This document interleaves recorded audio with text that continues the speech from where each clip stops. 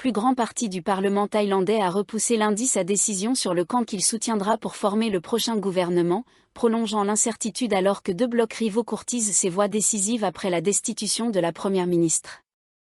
Le parti d'opposition People's Party ne participera à aucun gouvernement. Mais, fort de près d'un tiers des sièges, il peut jouer les faiseurs de roi et dénouer l'impasse née vendredi de la révocation de Paetongtarn Shinawatra par la Cour constitutionnelle pour manquement éthique. Les députés du People's Party se sont réunis lundi pour peser le pour et le contre d'un soutien soit au feu thaï au pouvoir de Madame Paetongtarn, soit au BUMJT, formation sortie de la coalition en juin et désormais en quête du pouvoir. Les échanges ont été nourris et le parti se réunira de nouveau demain, a déclaré son porte-parole Pariwa Charazindu. À la question de savoir si les deux camps respecteraient ces exigences, référendum sur une révision de la Constitution et dissolution du Parlement sous 4 mois, il a répondu, pour être franc, nous ne faisons confiance à aucun des deux. Dernier épisode d'une lutte de 2 décennies entre élites rivales pour le pouvoir et les réseaux d'influence, Madame Paetongtarn, 39 ans, est devenue la 6e chef de gouvernement issue ou soutenue par la famille Shinawatra à être évincée par l'armée ou la justice, et la 2e en un an. Tout reste ouvert. Pheu Thai, fondé par le père de Madame Paetongtarn, Thaksin Shinawatra, doit désormais consolider une coalition qui a perdu du terrain dans l'opinion, laissant la voie à une intense chasse aux alliances menée par son ancien partenaire BUMJT et son leader ambitieux, Anutin Charnvirakul. Le Parlement doit tenir une session extraordinaire à partir de mercredi, selon le secrétaire général de la Chambre cité par Reuters. Un vote sur un nouveau Premier ministre pourrait avoir lieu cette semaine si des candidatures sont prêtes. Aucun qu'en ayant la garantie des voix nécessaires, l'élection du Premier ministre pourrait s'éterniser, aucun délai légal ne borne la formation du gouvernement. Dans ce contexte de réalignement, de contentieux anciens et de moyens financiers importants, les changements d'allégeance restent possibles, avec à la clé un risque d'impasse politique alors que la croissance faiblit et que les perspectives de la deuxième économie d'Asie du Sud-Est s'assombrissent. Les projecteurs resteront braqués dans les prochains jours sur le très populaire People's Party, héritier de Move Forward, vainqueur des législatives de 2023 sur une ligne anti-establishment mais tenu à l'écart du pouvoir par les élus proches de l'armée royaliste. Les directions de BUMJT et de Pheu Thai ont tenu séparément des réunions avec le People's Party et affirment être prêtes à satisfaire ces demandes. Nous sommes en crise politique et il faut trouver une solution commune, a déclaré dimanche Fintam Wechayachai, Premier ministre par intérim de Pheu Thai. La police a confirmé qu'un ancien directeur du Bureau national du bouddhisme, NOB, détenait des titres fonciers liés à l'affaire de l'ex-abbé Phra Alongko. Le Paul Maji Genjruikia Pankao, adjoint du commissaire du Central Investigation Bureau, CIB, a fait le point sur l'enquête concernant Phra Alongko, ex-abbé du Wat Phra Ban Amphu, dans le district de Muam, province de Lopburi. Un temple également connu pour son hospice dédié aux personnes vivant avec le VIH-Sida. Le moine et plusieurs de ses assistants ont été récemment arrêtés et inculpés pour détournement de dons du temple et blanchiment d'argent. Il a quitté la vie monastique afin de se consacrer à sa défense. Selon le Paul Maji Genjruikia, le dossier a notablement avancé et plusieurs personnes pourraient être poursuivies, même si les enquêteurs continuent de rassembler des preuves.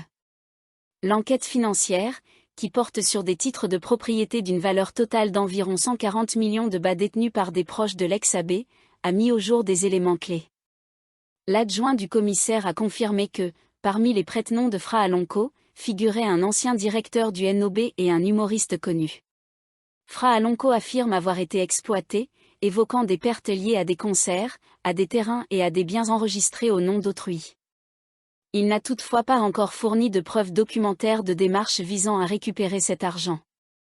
Parallèlement, les enquêteurs ont entendu Sompong Nakontaison, connu sous le nom de l'ex-moine Phra Sompong, qui a témoigné samedi. Il a indiqué avoir emprunté de l'argent à Phra Alongko alors qu'il était encore ordonné. Les sommités de cannabis ne peuvent être utilisées légalement que par des patients présentant 5 catégories de symptômes et uniquement sur prescription médicale, a annoncé lundi le département de la médecine traditionnelle et alternative thaïlandaise. Selon son directeur général, le Dr Somlerk Jangsmarn, les indications autorisées sont l'insomnie, la douleur chronique, la migraine, la maladie de Parkinson et l'anorexie. Les patients doivent présenter une prescription délivrée par un médecin ou un pharmacien agréé, et les sommités ne peuvent être vendues que dans des boutiques licenciées. Chaque ordonnance est valable pour un traitement allant jusqu'à 30 jours. Les vendeurs doivent s'approvisionner auprès de fermes certifiées et n'ont pas le droit de vendre en ligne, via des distributeurs automatiques, ni de faire de publicité, a précisé le Dr Somlerk. Pour renforcer le contrôle, les autorités ont mis en place la plateforme Canamed Connect, qui gère les demandes d'ordonnance, la distribution, le suivi de l'usage par les patients et l'annuaire des points de vente autorisés. L'armée royale thaïlandaise a annoncé lundi que d'autres mines antipersonnelles PMN-2, prétendument posées par des soldats cambodgiens, avaient été découvertes sur le territoire thaïlandais, dans la province de Surin. Elle accuse le Cambodge de violer de manière continue le cessez-le-feu bilatéral et de chercher à intensifier les tensions. Selon une publication de la page Facebook des relations publiques de l'armée, la deuxième région militaire a signalé dimanche la découverte, le 23 août, de mines à l'ouest du temple Takway, dans le Tambon Bagdé, district de Phanon Dongrak. Les engins se trouvaient à environ 1,7 km de la colline 350, près d'une zone où l'armée thaïlandaise avait installé des barbelés à des fins de défense. L'armée a indiqué qu'il y avait 3 mines PMN-2, 2 munitions de lance-grenades et de nombreux chardons métalliques, Caltro, supposés augmenter les dégâts en cas d'explosion. Elle a ajouté que cela faisait écho à un incident survenu le 22 août, lorsque des troupes thaïlandaises disent avoir détecté des soldats cambodgiens franchissant la frontière pour observer les patrouilles thaïlandaises. Le porte-parole de l'armée, le MAJ Nguyen Tesuvare, a déclaré lundi que ces actes et les preuves recueillies montraient clairement que le Cambodge continuait de violer l'accord de cessez-le-feu ainsi que le traité d'Ottawa interdisant les mines antipersonnelles. Il s'agirait d'une provocation destinée à faire monter les tensions entre les deux pays, a-t-il affirmé. Le commandant en chef, le Gen Panaklaeo Plodtuk, a ordonné à la deuxième armée d'agir avec prudence et vigilance, et de déployer des unités du génie pour inspecter les zones à haut risque et garantir leur sécurité.